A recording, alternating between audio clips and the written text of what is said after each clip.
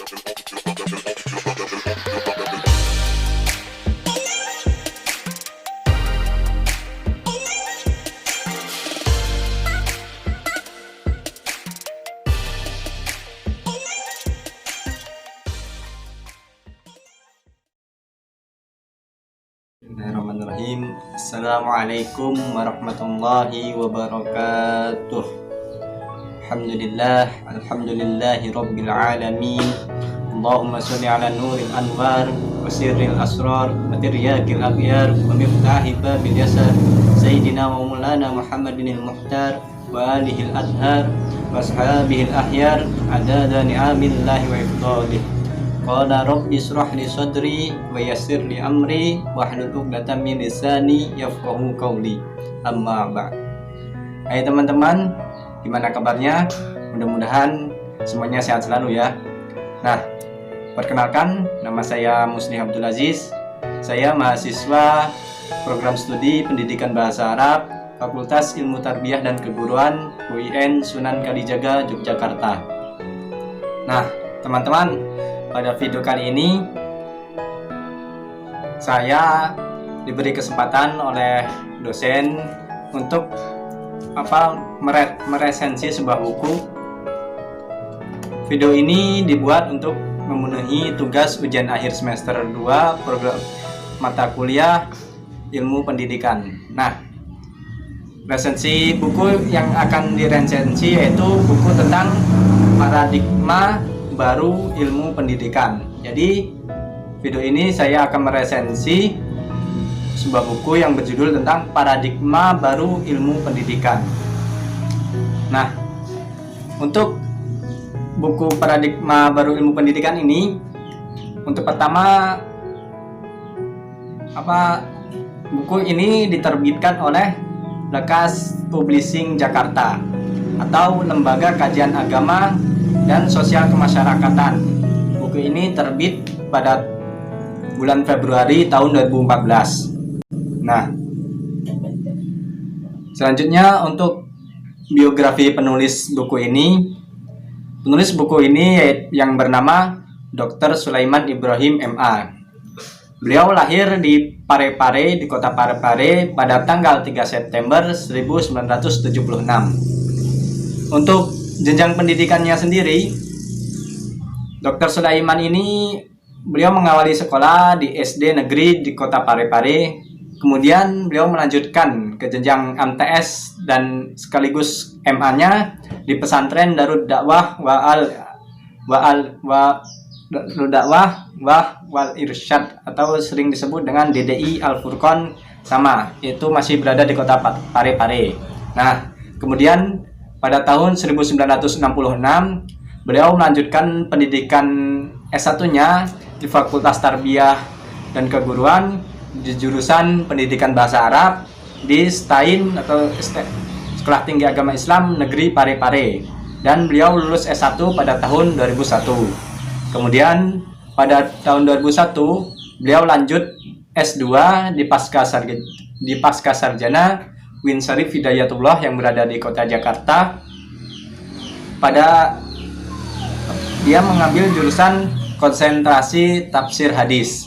Sekaligus beliau melanjutkan S3-nya di Win Syarif Hidayatullah di bidang tafsir hadis, dan beliau menyelesaikan S3-nya pada tahun 2012.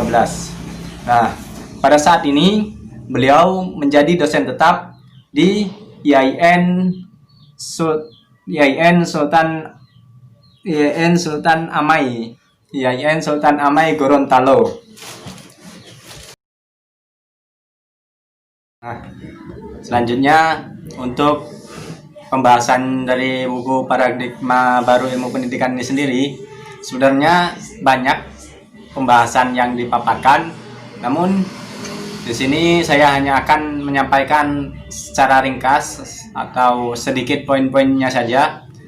Nah, mengenai ilmu pendidikan, kita harus tahu apa itu arti dari ilmu pendidikan itu sendiri. Nah, di buku paradigma ini dipaparkan mengenai banyak sekali pengertian tentang ilmu pendidikan. Saya ambil di sini pengertian dari Ki Hajar Dewantara. Nah, menurut Ki Hajar Dewantara, Yang dimaksud dengan ilmu pendidikan yaitu menuntun segala kekuatan kodrat yang ada pada anak-anak agar mereka sebagai manusia dan anggota masyarakat agar dapat mencapai keselamatan dan kebahagiaan yang setinggi-tingginya. Nah, itu merupakan pengertian ilmu pendidikan menurut Ki Hajar Dewantara. Nah, dalam buku ini sendiri atau menurut penulis sendiri, yang dimaksud dengan ilmu pendidikan yaitu suatu proses bantuan yang diberikan oleh orang dewasa kepada anak-anak yang belum dewasa untuk mencapai kedewasaannya. Jadi proses yang dilakukan oleh seorang yang telah dewasa kepada anak-anak yang masih belum dewasa untuk mencapai kedewasaan anak-anak tersebut, dan sebagai usaha manusia untuk menyiapkan dirinya untuk kehidupan yang bermakna. Jadi mempersiapkan diri untuk kehidupan yang lebih bermakna. Itu merupakan pengertian ilmu pendidikan menurut penulis buku Paradigma Baru Ilmu Pendidikan ini, yaitu Dr. Sulaiman Ibrahim. Nah, dalam ilmu pendidikan tentunya memiliki objek-objek sendiri. Nah, dalam buku ini dipaparkan ada beberapa objek yang diambil menurut pendapat Amir Dain Kusuma.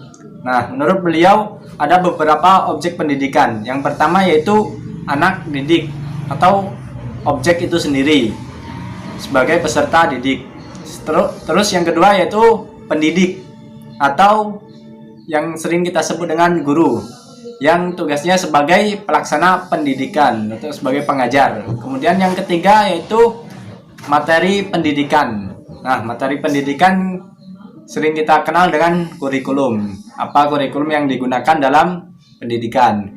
Kemudian yang keempat yaitu metodologi pengajaran atau cara menyajikan materi. Bagaimana seorang pendidik menyampaikan pembelajarannya atau ilmunya kepada peserta didik, itu sebagai objeknya tadi. Kemudian yang keempat yaitu evaluasi pendidikan.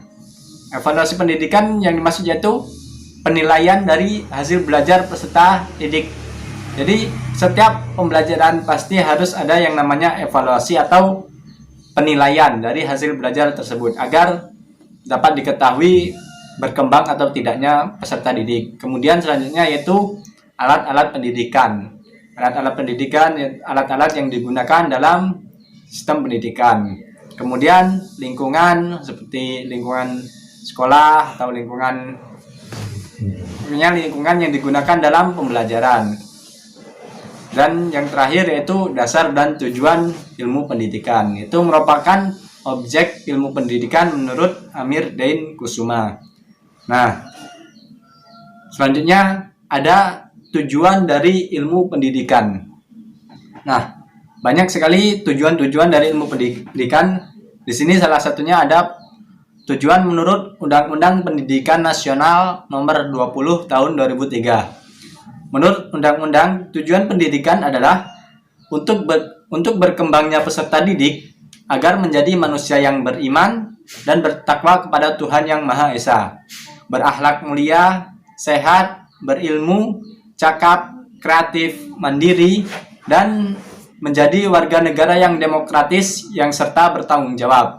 Nah, itu merupakan tujuan pendidikan menurut undang-undang. Jadi berkembangnya peserta didik agar menjadi manusia yang beriman dan bertakwa, itu adalah tujuan pendidikan menurut Undang-Undang Pendidikan Nasional. Oke. Untuk tujuan pendidikan tadi, di sini di dalam buku ini terdapat menurut Langerfeld ada beberapa tujuan pendidikan. Yang pertama, tujuan umum.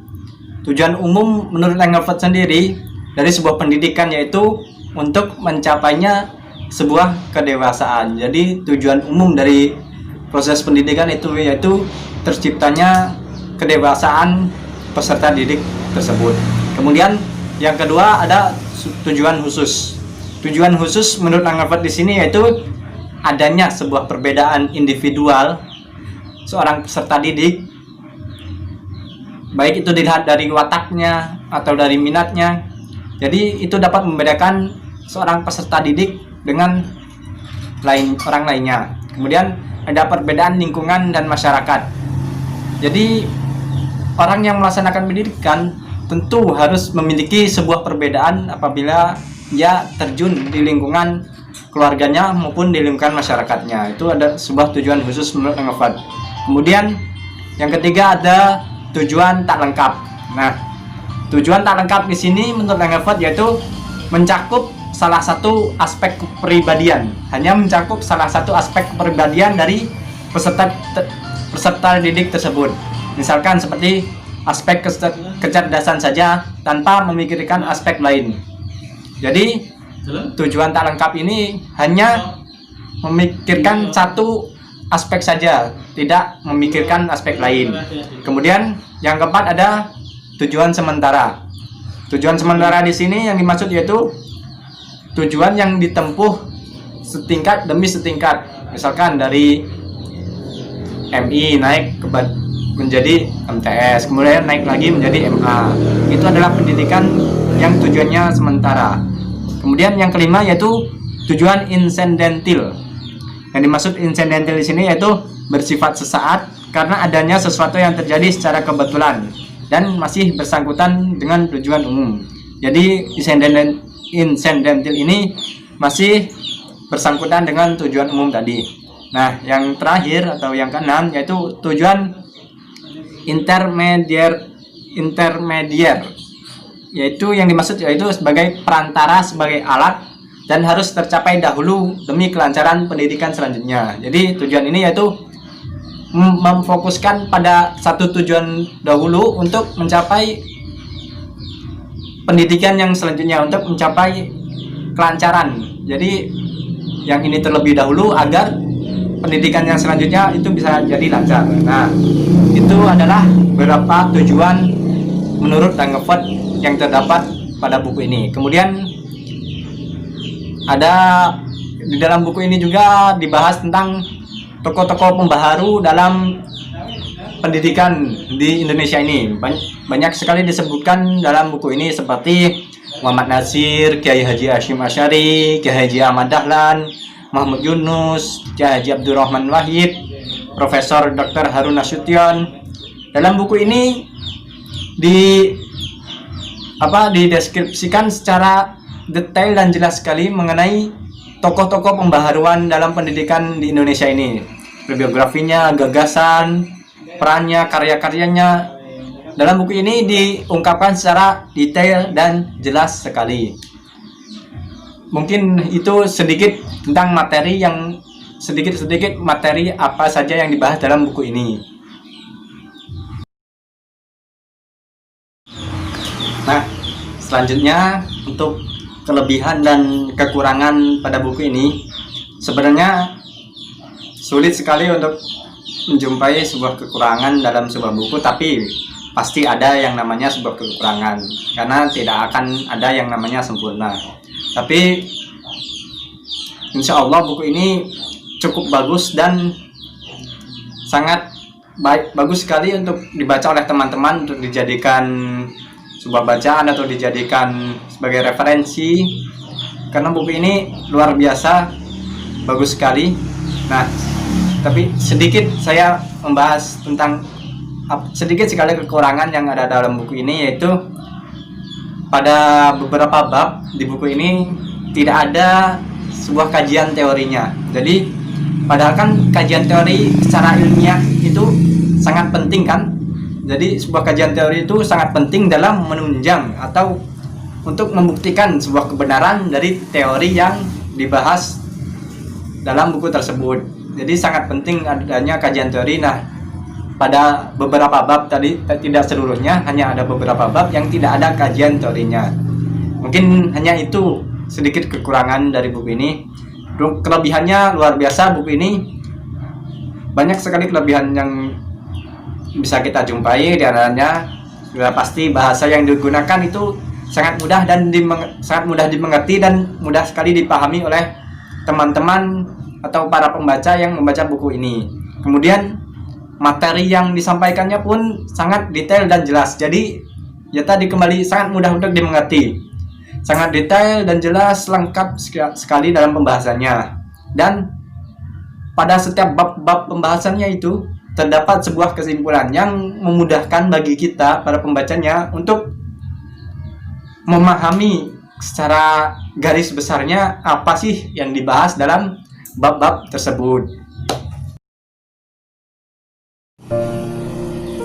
Baiklah teman-teman, mungkin hanya demikian sedikit penjelasan atau pembahasan tentang beberapa materi yang terdapat dalam buku ini.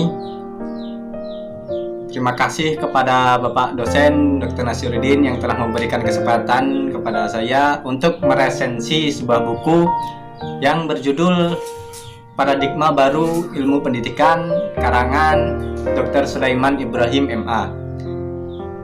Saya mohon maaf apabila terdapat kesalahan dan kekurangan karena saya sendiri juga masih belajar. Wallahul muwaffiq ila aqwamit thoriq. Assalamualaikum warahmatullahi wabarakatuh.